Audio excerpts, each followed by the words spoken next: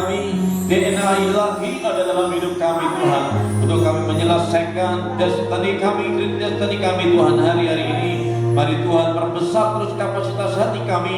Kami siapkan hati kami menjadi hati yang mudah dididik, diajar oleh setiap kebenaran firman-Mu. Berbicara buat kami semuanya. Roh hikmat, wahyu akan Tuhan turun dalam hidup kami. Dalam nama Yesus Kristus Tuhan, semua yang percaya berkata amin. Nah, untuk kembali ke Tuhan dan kita akan puji Tuhan. Shalom. Mari kita akan belajar sedikit kebenaran firman Tuhan. Ketika saya berdoa memasuki bulan November, maka Tuhan mengingatkan kepada saya sekali lagi, biar kita mengucap syukur karena 19 tahun Tuhan sudah menyertai perjalanan pelayanan Tuhan di tempat ini. Tuhan sudah mengatakan anugerah demi anugerah, perjanjian demi perjanjiannya. Dan ketika saya berdoa beberapa minggu yang lalu, apa yang Tuhan mau untuk saudara dan saya sebagai jemaat Tuhan di tempat ini, untuk kita menangkap akan isi hati Tuhan, maka Tuhan taruh di hati saya Maleakhi pasal 3 ayat 1 sampai 4. Kita akan membaca ayat ini, Maleakhi pasal 3 ayat yang pertama. Lihat, aku menyuruh utusanku supaya ia mempersiapkan jalan di hadapanku. Dengan mendadak Tuhan yang kamu cari itu akan masuk ke baitnya. Malaikat perjanjian yang kamu kehendaki itu, sesungguhnya ia datang, firman Tuhan semesta alam. Ini dalam terjemahan baru yang saudara dan saya biasa baca. Ketika saya melihatnya di King James Version, maka dikatakan di sana, Behold, I will send my messengers, and he shall prepare the way before me, and the Lord whom ye seek shall suddenly come to his temple, even the messenger of covenant whom ye delight in. Behold, he shall come, saith the Lord of hosts. Saudara, ini yang firman Tuhan katakan ketika saya berdoa, Tuhan, apa yang Engkau mau? Karena setiap tahun saya percaya Tuhan punya masanya, Tuhan punya rencana, karena Tuhan tidak pernah berhenti. Amin. Tuhan bekerja, selalu melanjutkan. Tuhan tidak pernah berhenti di tengah jalan. Ketika saya berdoa untuk ulang tahun yang ke-19 ini, inilah yang Tuhan mau. Apa itu? Firman Tuhan katakan, lihat. Dalam bahasa ini dikatakan, behold. Kalau saya bertanya kepada anak saya, apa saya behold itu? Ya, behold itu berkata, tahan dulu, tunggu sejenak. Ngapain? Untuk saudara dan saya memperhatikan, untuk melihat next. Behold, lihat. Kenapa saudara? Tuhan berkata hari-hari ini, banyak anak-anak Tuhan punya mata tapi tidak buta melihat. Loh, bukan berarti buta saudara, udah. Mata jasmaninya celik, tapi yang dimaksud oleh Tuhan, banyak anak-anak Tuhan hari-hari ini tidak bisa melihat pekerjaan Tuhan dalam hidupnya. Kenapa? Karena firman Tuhan katakan bahwa menjelang kedatangan Tuhan, roh-roh ilah-ilah akhir zaman ini menutup mata anak-anak Tuhan untuk lihat sinar kemuliaan yang daripada Tuhan. Dunia mulai menutup mata orang-orang percaya, sehingga tidak bisa lagi lihat yang murni, tidak bisa lagi lihat Tuhan yang ajaib atas hidupnya. Saya berdoa setiap saudara dan saya, bukan orang-orang yang punya mata tetapi tidak bisa melihat, tapi mari minta sekali lagi, Tuhan beri saya mata untuk bisa melihat. Karena firman Tuhan berkata, Wahyu pasal 3 ayat 18, Tuhan katakan kepada jemaat di sana bahwa engkau berkata engkau kaya, engkau ajaib, engkau luar biasa, tapi Tuhan katakan, aku sesungguhnya berkata kepadamu, sesungguhnya engkau buta, tuli dan telanjang. Itu yang Tuhan katakan ketika jemaat itu berkata, Tuhan, engkau lihat semua perbuatan kami, engkau lihat semua apa yang kami buat untuk engkau. Tuhan kata, engkau bilang engkau kaya, engkau bilang engkau hebat, tapi sesungguhnya aku melihat bahwa engkau telanjang, engkau buta dan engkau tuli. Saudara, saya menangis ketika Tuhan berkata tentang ayat ini. Dan sekali lagi saya berkata kepada Tuhan, Tuhan, tadi Tadi pagi sekali lagi Tuhan juga menegur saya secara pribadi ketika membaca Abraham. Dan semua perjanjian yang Tuhan beri, apa yang kamu mau? Saya berkata, Tuhan, sekali lagi, dari semua perjanjianmu, nothing buat saya. Semua anugerah, semua berkat, semua kemuliaan, semua kesuksesan, gak ada artinya Tuhan kalau aku tidak dapat Engkau. Karena tanpa Tuhan semuanya sia-sia. Tapi aku mau Engkau Tuhan. Saudara dan saya, mari belajar. Punya mata yang jeli. Tuhan katakan, kalau hari-hari ini engkau tidak bisa lagi lihat Tuhan. Tuhan katakan, maka aku menasihatkan engkau supaya engkau membeli daripadaku. Apa itu? Emas. Tuhan mau saudara dan saya beli. Ada harga yang hari-hari ini. Seringkali banyak anak-anak Tuhan tidak lagi berani bayaran. Saya berdoa saudara dan saya tetap menjadi orang-orang yang berani bayar harga. Amin. Karena untuk kemuliaan Tuhan, Paulus katakan, yang dahulu bagimu kemuliaan, hari ini adalah sampah. Karena dibandingkan pengenalan akan Kristus, tidak ada satupun yang lebih akan Engkau.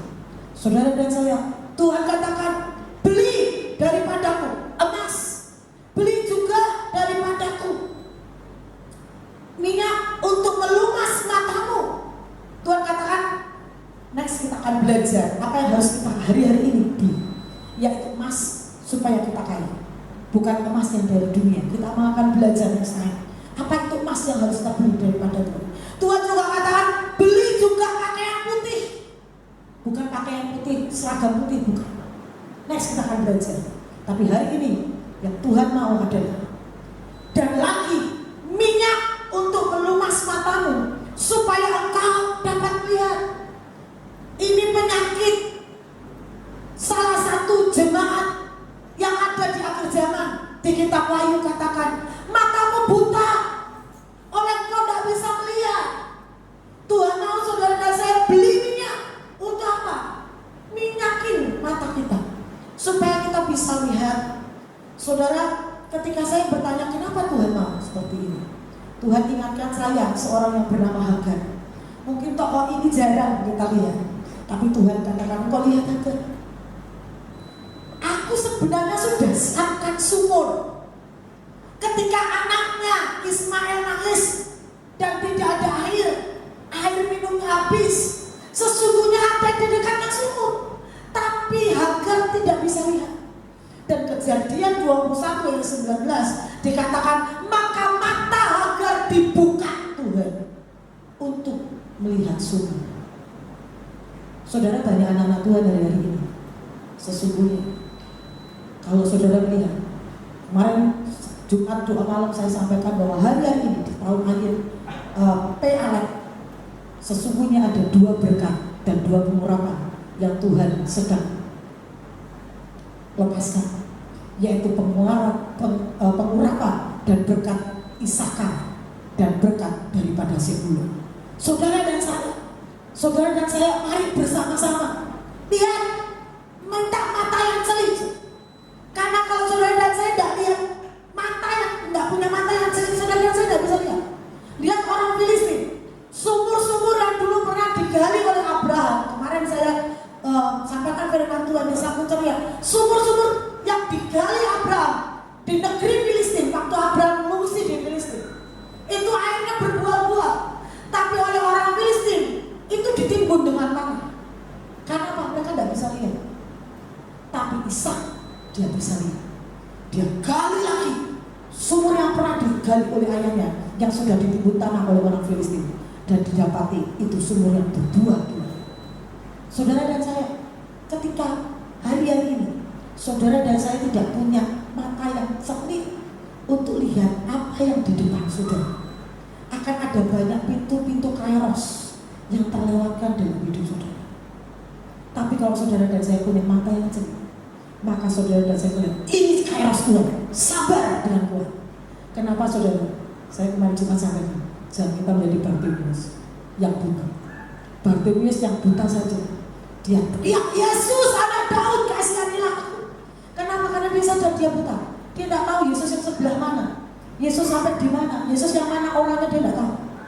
Maka dia teriak.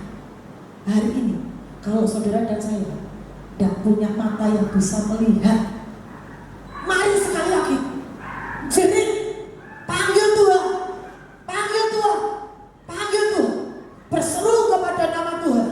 Karena firman Tuhan katakan, mata saudara dan saya akan dibuka oleh Tuhan, supaya kita bisa melihat Tuhan dalam hidup kita. Jangan menjadi jemaat yang punya mata yang buta, yang tidak bisa lihat apa yang Tuhan sudah buat hari-hari ini dalam hidup kita. Yang kedua, tadi dikatakan, lihat, behold, I will send my messengers. Saudara, Tuhan katakan, aku akan menyuruh utusanku. Saudara, sekali lagi Tuhan berkata, nak, jangan kehilangan destinimu, jangan lupa destinimu, tetap kerjakan destinimu. Apa destiny saudara dan saya? Destiny kita adalah utusan-utusan Tuhan, messengers daripada Tuhan. Saudara dan saya, Tuhan katakan, jangan pernah lupakan destiny kita. Saya bersyukur kemarin Jumat saya berkata, tahun 2006, kalau saudara ingat, tahun 2006 kita renovasi gereja kita di tempat ini. Satu bapak minta supaya kabel-kabel tidak berserakan karena banyak anak kecil, supaya tidak menghalangi jalan. Lalu minta supaya digali lubang, kemudian semua kabel-kabel yang mengarah ke depan mimbar ditaruh di tengah, kemudian ditutup pakai plat supaya tidak kelihatan jelek.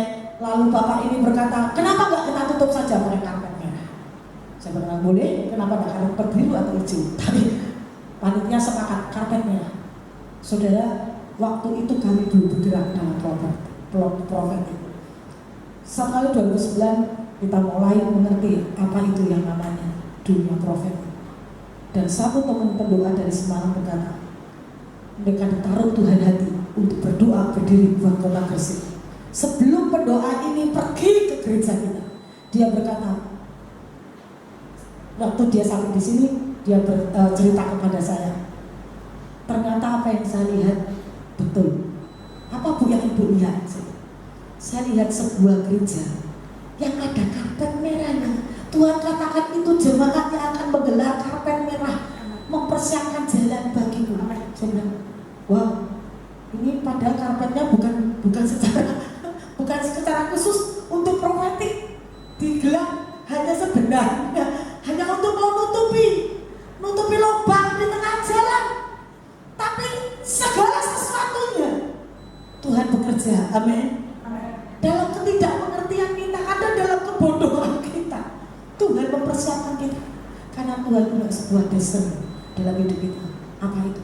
Tidak pernah lagi hidup untuk diri kita, tapi kita hidup untuk menggelar karpet merah buat Tuhan, amin. Menyambut kedatangan Tuhan yang kedua kalinya. Saudara dan saya, Tuhan katakan Tuhan akan mengutus utusannya. 2 Korintus 5 ayat 20 katakan, jadi kami ini adalah utusan Kristus. Saya berdoa setiap saudara dan saya mengerti kita adalah utusan Kristus. Setiap saudara dan saya, apa tugasnya? Menjadi seorang utusan Kristus. 2 Tawarik 36 ayat 15 sampai ayat 16 dikatakan bahwa tugas seorang utusan menyampaikan pesan Tuhan, menyampaikan pesan daripada Tuhan. Maleaki pasal 2 ayat 7, bahwa bibir seorang imam, seorang utusan Tuhan, dari mulutnya memelihara yang namanya pengajaran dan hikmat. Saudara dan saya, kenapa hari-hari ini Tuhan banyak berbicara dan membukakan rahasia-rahasia firman Tuhan? Karena Tuhan tahu saudara dan saya menjadi utusan-utusan Tuhan, menyampaikan setiap apa yang Tuhan taruh di hati kita. Mungkin untuk warga kita, untuk orang-orang di sekitar kita, untuk gereja Tuhan, untuk bangsa ini. Saudara dan saya, hari-hari ini Tuhan sedang mempersiapkan utusan-utusan. Tuhan sedang banyak berbicara hari-hari ini. Mari tangkap pesan Tuhan. Mari tangkap pesan Tuhan. Dan seringkali memang yang namanya jadi utusan, saudara dan saya, next kita akan belajar. Jadi utusan resikonya berat. Kenapa kalau 2 Tawarik 36 ayat yang ke-16 katakan resikonya jadi seorang ambasador, messengers itu apa saudara? Kadang dihina, kadang diolok, kadang direndahkan, kadang tidak dipercaya. Kadang akhirnya dituntut dari pelayan-pelayan yang demikian ialah bahwa mereka ternyata dapat dipercaya. Saudara dan saya, kalau kita adalah orang-orang yang dapat dipercaya oleh Tuhan, seorang messengers, seorang utusan, haruslah orang-orang yang dapat dipercaya. Harus dapat dipercaya. Dan orang-orang ini akan diandalkan oleh Tuhan. Itu sebabnya saudara dan saya, ketika saya berdoa untuk tahun ini, beberapa hamba Tuhan meneguhkan bahwa di tahun PLA ini 2 pengurapan, 2 berkat yang Tuhan akan lepaskan, yaitu pengurapan Zebulon dan pengurapan Isakar.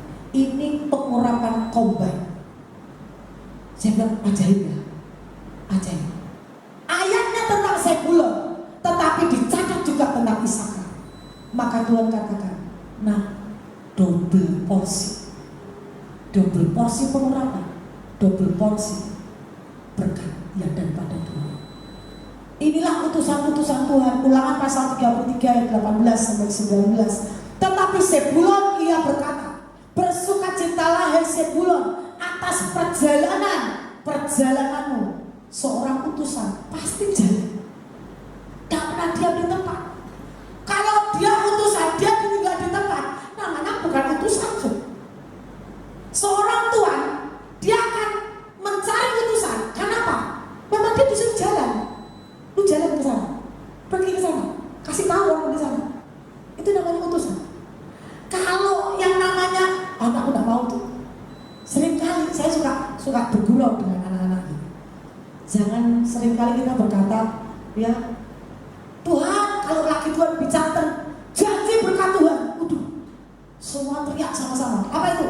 Tuhan, ini aku. Giliran Tuhan ngomong, nah jalan, pergi, layani jiwa-jiwa, pergi ke desa-desa. Kita jawabnya aja, kita apa aja? Utuslah dia nih Tuhan. Giliran berkat Tuhan kita ngomongnya, ini aku Tuhan. Giliran Tuhan ngomong, pergi, selamatkan jiwa-jiwa, pergi jadikan semua bangsa menurutku. Kita berkata, no, jangan aku Tuhan, utus dia saja. Itu seorang utusan yang tidak bisa dipercaya dan tidak akan pernah diandalkan. Kalau tuannya mendapati seorang messenger seperti ini, maka dia akan ambil balik semua mandat dan otoritas yang telah diberikan dalam dunia. Saudara dan saya, hari-hari ini, hari-hari penentuan, karena waktunya tidak lama. Tuhan katakan mari sama-sama, dan ini biar bersukacitalah. Saudara dan saya, ketika Tuhan memberikan kita mandat, kita harus jalan sejauh apapun, biar kita bersukacita. Karena firman Tuhan kata, kalau ada orang yang meminta kepadamu berjalan 1 mil, biarlah kau berjalan 2 mil. Itu firman Tuhan kata, kalau Tuhan minta kita jalan 1 mil, mari Tuhan 2 mil pun aku mau jalan dengan kau. Asal engkau bersama dengan aku. 2 mil, oke, ayo jalan Tuhan. Asal jangan tinggal saya. Asal engkau beserta saya. Mau 2 mil, mau 10 mil, mau 20 mil, mau berapapun Tuhan. Yang penting cuma satu, jangan pernah engkau tinggalkan. Karena engkau tinggalkan aku, habis. Itu yang Daud katakan. Daud tidak pernah takut kehilangan harta. Daud tidak pernah takut kehilangan harta. Cuma satu yang ditakuti Daud, jangan pernah ambil roh daripada. Karena Daud sangat sadar, kalau aku ditinggal roh Tuhan Allah, habis. Tapi selama roh Tuhan Allah ada atas hidupnya, dia akan menjadi utusan-utusan Tuhan. Dan Tuhan katakan, di dalam perjalanan butuh apa? Butuh Isakar. Kalau saudara belajar tentang 12 suku Israel, 2 suku ini adalah 2 suku yang paling kaya. Suku Isakar dan suku Zebulon. Dikatakan, hei Isakar, dan engkau pun hei Isakar. Jadi di dalam perjalanan Zebulon, Isakar harus ikut. Ini pengurapan 2 suku, ini berkat 2 suku. Apa itu? mengisahkan atas kemah-kemahmu. Bangsa-bangsa akan dipanggil mereka datang ke gunung. Di sanalah mereka akan mempersembahkan korban sembelihan yang benar, sebab mereka akan menghisap kekayaan laut dan harta yang terpendam di dalam pasir.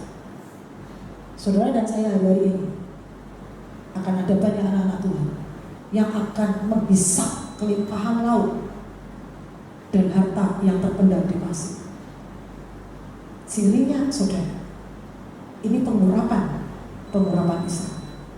Tapi untuk sampai ke pengurapan Ishak, Zebulun jalan dulu.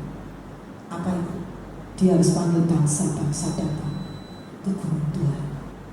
Saudara dan saya, kalau saudara perhatikan, bukankah 19 tahun ini Tuhan lakukan ini dalam hidup kita?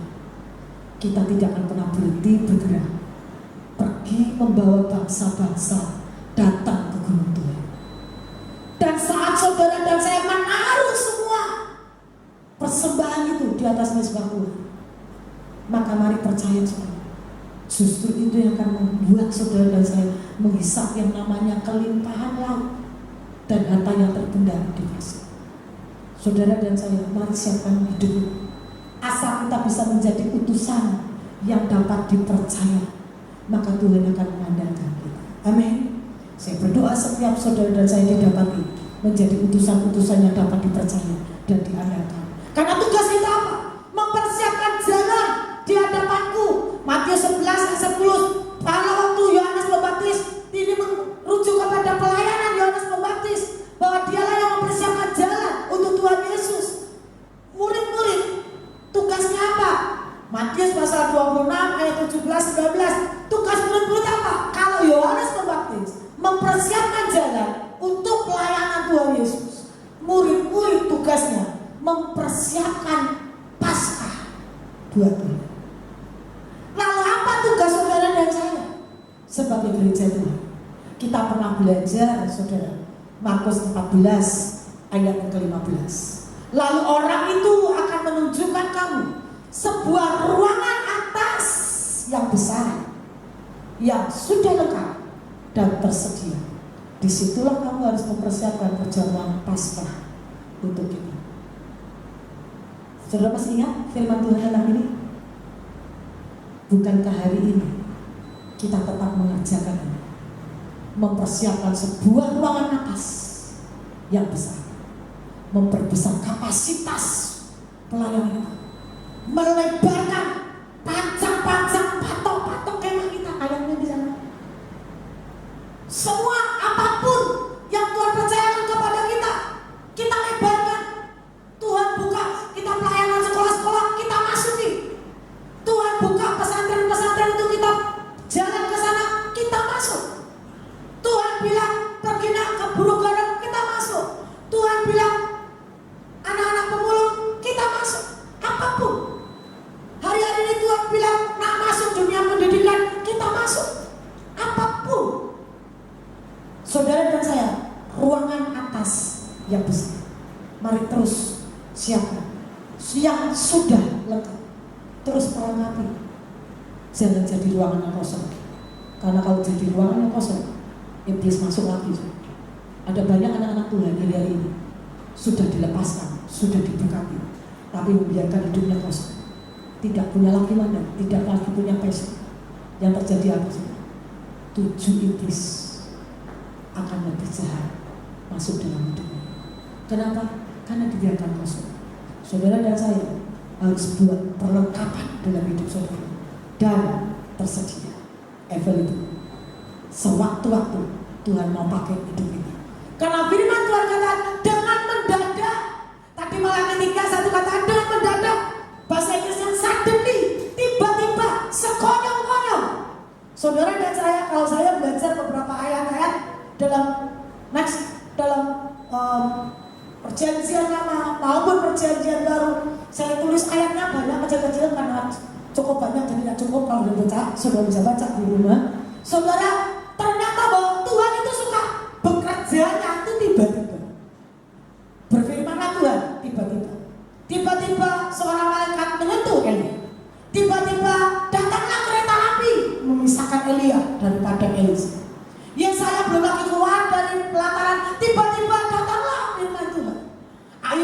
ayat 10, hati-hati. Karena ayat katakan, aku dikejutkan oleh kedahsyatan dengan tiba-tiba. Ayub enggak nyangka. Ayub enggak pernah berpikir semua keadaan baik-baik saja. Tapi kalau Tuhan bergerak, tiba-tiba. Saudara dan saya, bahkan Matius pasal 28, Tuhan Yesus pun sering kali kerjanya tiba-tiba, suddenly. Saudara dan saya, ini bicara seringkali Tuhan katakan supaya kita berjaga-jaga. Sewaktu-waktu, kalau saudara pelajari perjalanan orang Israel di padang gurun, hendak masuk ke Kanaan, mereka harus dalam keadaan berjaga-jaga. Kenapa? Kalau sewaktu-waktu tiang awan itu naik, maka orang Israel harus beresin semua kemahnya. Ngapain? Lanjutkan perjalanan. Nanti kalau tiang awan itu berhenti, maka mereka boleh berhenti. Tapi kalau sewaktu-waktu, maka hidup mereka dipimpin oleh tiang awan dan tiang api. Perjalanan hidup kita gereja Tuhan, umat Tuhan, harus senantiasa ngikutin tiang awan, tiang api. Kenapa? Tuhan tidak pernah ngomong, kadang. Tuhan kadang tidak pernah ngomong. Makanya jangan kaget saudara, kalau namanya Pak Gembugem di desa, sukanya mendadak. Ya, sukanya mendadak. Kenapa? Oh, dapatnya juga baru minggu kemarin. Ya, seperti kemarin. Masa sana, ya kok mendadak? Saya dapatnya juga mendadak. Ya udah, saya cuma hanya belajar apa yang saya tangkap, ngerti tidak ngerti jalan aja dulu. Kenapa? Karena Tuhan bisa lewat kalau kita tidak merespon dengan cepat. Saudara dan saya, mari merespon dengan cepat. Dan untuk merespon dengan cepat, tidak bisa dalam keadaan orang ngantuk. Orang kalau ngantuk bisa merespon dengan cepat nggak sih? Nggak bisa. Makanya kenapa banyak kecelakaan mobil? Karena drivernya ngantuk. Orang ngantuk tidak bisa meresponi dengan cepat. Tapi orang kalau waspada, begitu ada mungkin kucing lewat, dia langsung keren, gitu. Tapi kalau drivernya ngantuk, di depan mobil berhenti, tabrak saja, jedar. Kenapa saudara? Ngantuk. Hari ini Tuhan katakan, Markus 13:36, supaya kalau yang tiba-tiba datang, kita tidak tahu sudah kapan Tuhan datang. Ingat, kita sudah sering kali belajar, kedatangan Tuhan ada dua macam.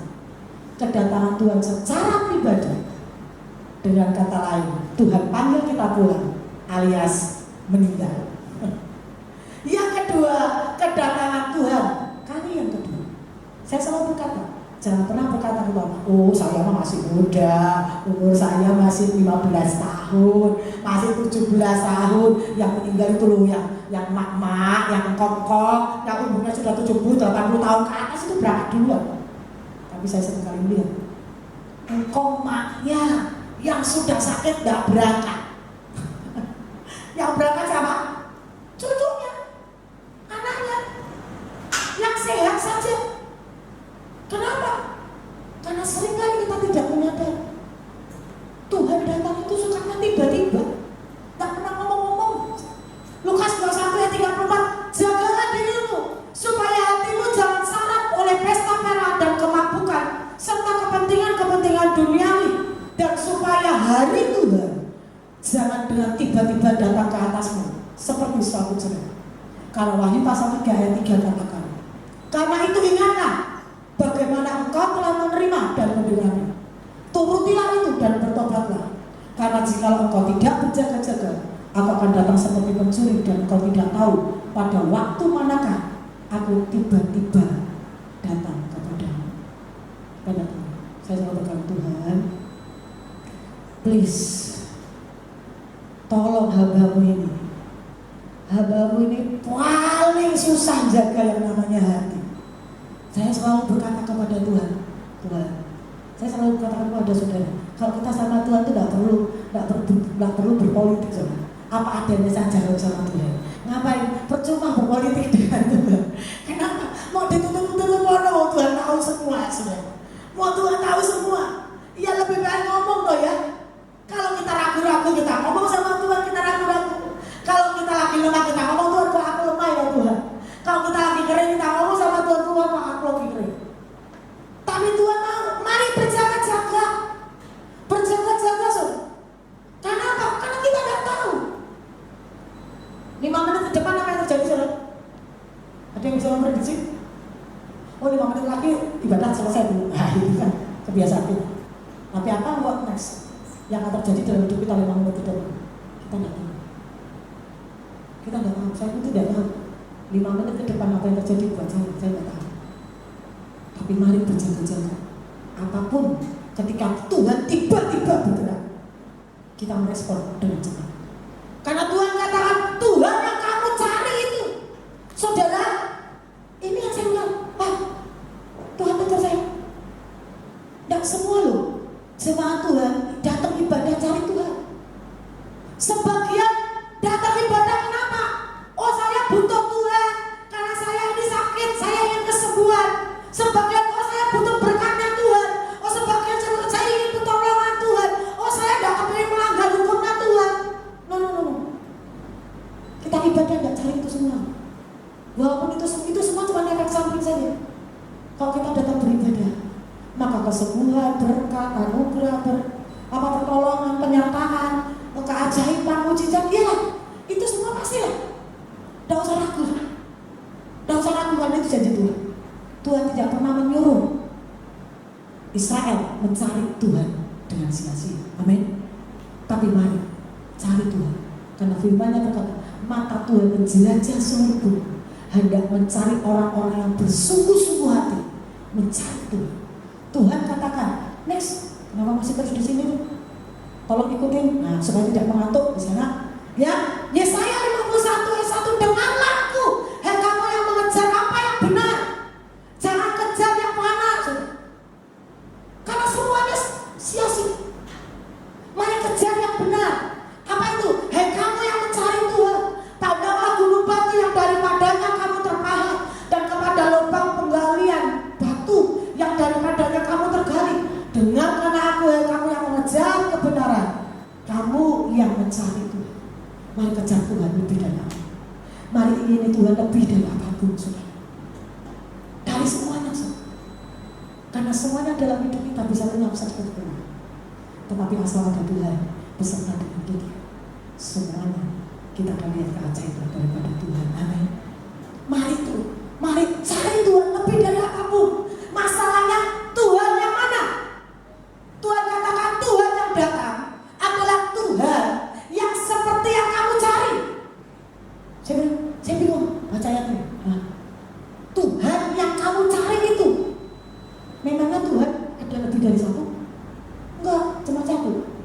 Tapi Tuhan katakan Tuhan yang seperti apa yang kamu cari selama ini.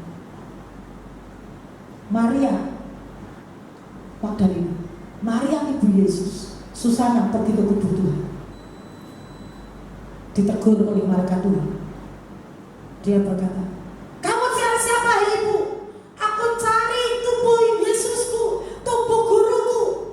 Aku hendak merempah-rempahi dia, tapi dia tidak ada. Tolong Tuhan beritahu kami kalau kau tahu di mana dia. Maka malaikat Tuhan berkata, ibu, mengapa engkau mencari yang hidup di antara yang mati? Yesus yang seperti apa yang hari ini saudara cari, itu yang akan datang dalam hidup saudara. Seberapa pengenalan kita akan Tuhan, seberapa itu juga perjanjian, pernyataan, anugerah yang Tuhan akan nyatakan dalam hidup setiap saudara dan saya. Kalau engkau berkata, Yesusku, Yesus yang ajaib, maka Yesus yang ajaib datang padamu. Kalau engkau berkata, Yesusku sudah mati, yes, memang Yesus sudah mati, tapi dia tidak selamanya mati, dia hidup. Amin. Dia hidup, maka Yesus yang hidup yang engkau cari itu akan datang kepadamu. Karena seberapa kita mengenal akan Tuhan seseorang, maka seberapa itu juga kita berharap kepada dia. Seberapa kita mengenal Tuhan, maka seberapa itu juga kita akan berharap kepada Tuhan. dia akan masuk ke baitnya. Kalau Tuhan itu masuk ke dalam baitnya, Wahyu 15 ayat yang ke-8, dan bait suci itu dipenuhi asap karena kemuliaan Allah dan karena kuasanya, dan seorang pun tidak dapat memasuki bait suci itu sebelum berakhir ketujuh malapetaka dari ketujuh mereka. Saudara dan saya, kalau Tuhan itu datang, maka kemuliaan Tuhan, kuasa Tuhan ada di tengah-tengah kita. Saudara dan saya berdoa, mari respon. Ini bicara hari-hari ke depan, Tuhan akan buat lawatan yang besar. Amin. Lawatan yang besar, lawatan yang besar, yang saudara dan saya selama ini berdoa, deklarasikan, tangiskan, erakkan di hadapan Tuhan. Hari-hari ke depan akan ada sebuah lawatan yang dahsyat, lawatan yang besar. Jiwa-jiwa, bangsa-bangsa akan kita bawa ke dalam rumah Tuhan. Kita akan bawa ke atas gunung Tuhan, dan kita akan membawa persembahan yang benar. Maka Tuhan akan membuat kita menghisap itu yang namanya kelimpahan Allah dan semua harta yang terpendam di pasir. Dan firman Tuhan katakan di King James Version dikatakan, the messengers of covenant whom ye delight in. Saudara, ini bicara bahwa ada utusan, ada malaikat perjanjian. Di dalam terjemahan baru diterjemahkan sebagai malaikat perjanjian yang kau kehendaki. Kalau dalam bahasa ini adalah yang kamu pesan. Saudara, ada malaikat Tuhan banyak. Kemarin Jumat saya sampaikan, jangan nyembah malaikat, tapi sejujurnya ada pelayanan malaikat yang saudara dan saya seringkali abaikan dan tidak kita pakai, tidak kita aktifkan. Dan salah satunya adalah malaikat perjanjian. Malaikat perjanjian dikatakan malaikat perjanjian yang kau kehendaki. Apa artinya, saudara? Kalau saudara, saya kemarin Jumat sampai, kita seringkali Tuhan taruh akad perjanjian. Saya selalu berkata kepada penari-penari, waktu kalian akad perjanjian itu bukan akad banner loh ya. Ya memang yang diangkat banner. Yang diangkat banner, gambar sama tulisannya perjanjian Abraham, perjanjian darah, perjanjian garam. Tapi mari dengan iman, yang engkau angkat bukan banner.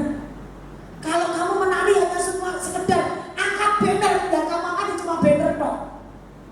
Tapi ketika engkau dengan iman berkata, Tuhan, ini perjanjianku dengan engkau, sebuah perjanjian pelangi yang membuat aku aman terlindung dan tidak ada satupun yang membahayakan aku.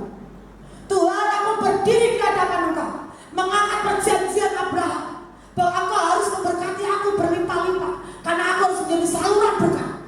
Tuhan, aku angkat perjanjian darah di hadapan engkau, yang membuat tidak ada satupun tuntutan pijakan iblis atas hidupku. Dan aku terima kemurahan, kasih karunia untuk menghampiri tata kasih karuniamu. Aku berdiri angkat perjanjian darah. Tuhan, aku terima otoritas yang daripada engkau untuk memerintah atas bangsa-bangsa. Bahkan langit dan bumi pun Tuhan memberikan otoritasnya kepadaku, seperti engkau memberikan otoritas kepada Yosua menghentikan matahari, otoritas yang memberikan kepada Elia untuk menghentikan hujan dan menurunkan hujan.